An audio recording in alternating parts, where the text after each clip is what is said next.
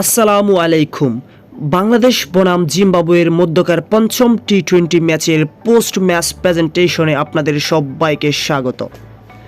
যদি তোর ডাক শুনে কেউ না আসে তবে একলা চলো রে, একলা চলো, একলা চলো, একলা চলো রে।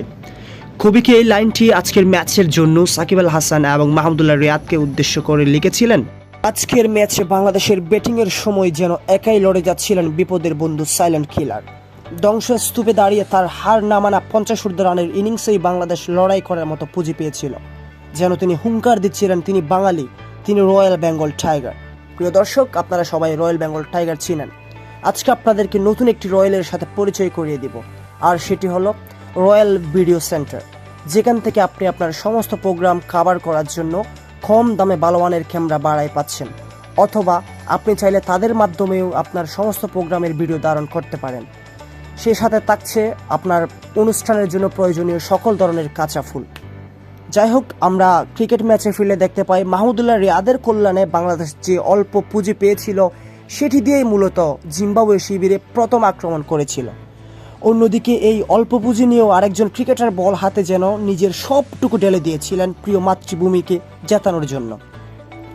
এই যেন বল নয়, ছিল এক ধারালো তরবারি, যা দিয়ে তিনি একাই জিম্বাবুয়ে নামক শক্তিশালী দুর্গে আঘাত করে যাচ্ছিলেন। তিনি আর কেউ নন, বলছিলাম রেকর্ডের বরপুত্র, বাংলাদেশ ক্রিকেটের ব্র্যান্ড অ্যাম্বাসেডর সাকিব আল হাসানের কথা। যদিও এক সাকিবের উপর বর করেও শেষ রক্ষা হলো না টিম বাংলাদেশের, কারণ ক্রিকেট একক নয় বরং দলগত খেলা। আর এখানেই চরমভাবে ব্যর্থ ছিল বাংলাদেশ। সেই সাথে জিম্বাবুয়েকে হোয়াইট ওয়াশ করতেও ব্যর্থ হলো টিম টাইগার্স।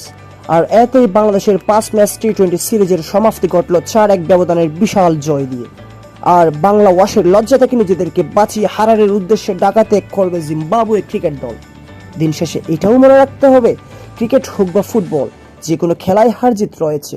তাই আমাদের উচিত আজকের হারের কারণ খুঁজে বের করে সামনের ম্যাচের জন্য নিজেকে প্রস্তুত করা, যথাযথ সমাধান খুঁজে বের করার মাধ্যমে।